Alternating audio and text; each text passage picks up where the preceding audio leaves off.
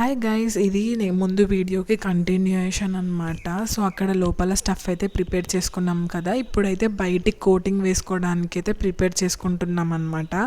ఇదైతే mixture of మైదా పిండి and గోధుమ పిండి. సో దాని చపాతీ పిండి కంటే కొంచెం లూజు కలిపేసుకొని ఇక్కడ వీడియో క్లిప్పింగ్లో చూపిస్తున్నట్టయితే దాన్ని అలా ప్రిపేర్ చేసుకోండి అనమాట.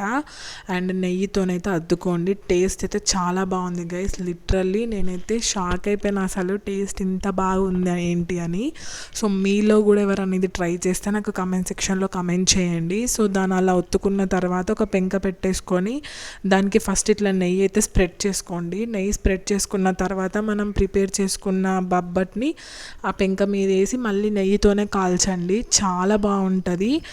ఖచ్చితంగా ట్రై చేయండి మీరు కూడా, అలా రావాలన్నమాట టెక్స్చర్. అంతే వాటి వీడియో, మళ్ళీ ఇంకొక వీడియోలో కలుసుకుందాము. Thank you for watching, bye bye.